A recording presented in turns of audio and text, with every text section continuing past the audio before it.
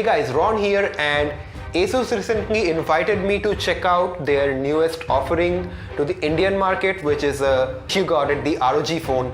And I had an early look at it before the launch, but yeah, it has been out there for several months, especially in the US and some other countries. They already have this phone, but it is finally here in India. And yes, it's not going to be a cheap device, but yes, this is some kind of exceptional product, so yeah, it's worth a look.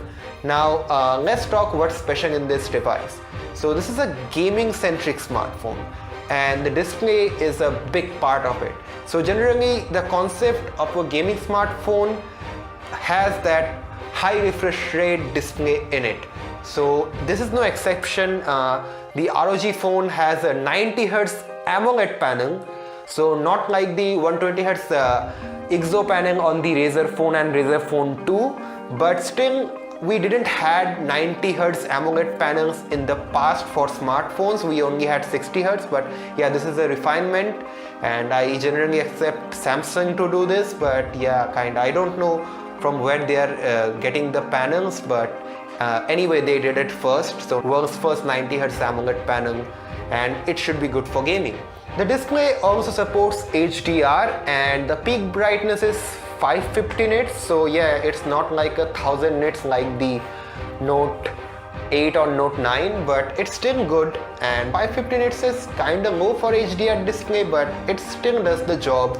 I mean, it's still brighter than the Razer phone 2, right?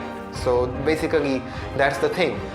And there are two front-facing speakers, and one at the top of the display, one at the bottom of the display, and these are full-size speakers. So the top speaker isn't just an earpiece, it's actually a full-size speaker, and it does function as an earpiece. But yeah, also we have bezels at top and bottom, so it's not like the notch thing that ASUS did with the Zenfone 5Z. And yeah, some people like it, some people don't. Maybe for a gaming phone, the bezels make more sense, so you have an area to hold on to. Anyway, but it's still 18:9, so that's good. The resolution is Full HD plus 2116 to 1080, and yeah, that's kinda it with the display. It's a good display. I will test it further and give you my full review soon. Anyway, after I get the device. Anyway, let's talk about the other things. The SoC used is a Snapdragon 845, but this is not one of the regular Snapdragon 845 SoCs. This is basically running at a higher clock speed. So the Snapdragon 845 generally runs at 2.8 GHz, but this is a factory picked chip, and this one runs at 2.96 GHz. So I previously thought that this was an overclocked SoC, but ASUS told me that this doesn't have anything to do with overclocking. This is just another variant. You can think it as another variant of the Snapdragon 845 that runs at a higher clock speed, and they are just the first people to adapt it. That's the thing. And yeah, this is probably way more pricey compared to the regular 845, but this is a premium phone, so that kind of makes sense. Also, the GPU has been improved. I mean, they are not advertising it anywhere, but they said that alongside the CPU, the GPU performance have been optimized as well. I don't know if it is running at higher clock speeds. I have to test that in my full review, but still they said that the GPU has been improved for games, and there are several games that will support this high refresh rate display. So Asphalt 9 for the first time is going to support 90Hz at the screen. They have a partnership with Gameloft, and also the other games that were compatible with the Razer phone and Razer phone 2, those will also support higher refresh rates in this phone. And yes, as I mentioned earlier, you can use HDR if you want. Okay, let's talk about the RAM and the storage configuration. So there is 8GB of LPDDR4X RAM. So that's pretty standard these days for high-end phones, and the storage is actually UFS 2.1, and in India the 128GB model will be available. So yes, they are not bringing the 512GB model because that would have been overkilled as far as price goes. Alright, let's talk about cameras. And the cameras on the Zenfone 5Z are pretty much the same as on the ROG phone, but there is a small difference. That is on the main rear shooter. So the Zenfone 5Z had an IMX363 sensor from Sony. The ROG phone also has that same sensor, but the Zenfone 5Z had an aperture of f1.8, but the ROG phone has an aperture of f1.7. So basically it can let in more light compared to the Zenfone 5Z. And the secondary rear shooter is the same. It's an OmniVision sensor with a resolution of 8 megapixel and the lens is about f2.2 wide. And we also have that uncommon shaped fingerprint scanner below the cameras. We also have vents at the side of the device, I mean at the back, and though the device has those vents, ASUS says that they have achieved an IPX4 water and splash resistant rating. I am not sure how they did that. I mean, if there is an entrance to the inside, then how are they doing it? But they said that the phone could have achieved IP68 very easily, but the thing got compromised a little because of those vents, but it's still water and splash resistant. And yeah, it's better to say splash resistant at that point, especially in that part of the vents. So that is a small metal part, and the rest of the back is actually 3D curved glass. And though the front of the device is Corning Gorilla Glass 6, I guess the back might be Corning Gorilla Glass 5 or something like that. Anyway, let's move on to other things.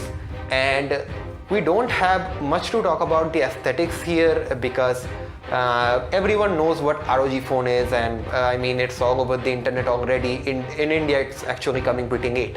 But let's talk about the other things, and by other things I mean some great accessories I got to check out at that event, or maybe an early hands-on event, something like that. Anyway, so not all the accessories that were announced with the ROG phone are coming to India because some have some restrictions and not everything is compatible. Like there was a Y gig dock, I guess, that was supporting that AD Wi-Fi band, 60 gigahertz band, and that's not legalized in India. So that's not coming because you basically can't use it. But I also don't recall every name of the accessories, but let me try how many I remember. So we have the Game Vice that kind of adds controls to the sides of your phone, like a gaming console or something like that. Maybe the Nintendo Switch is a good example.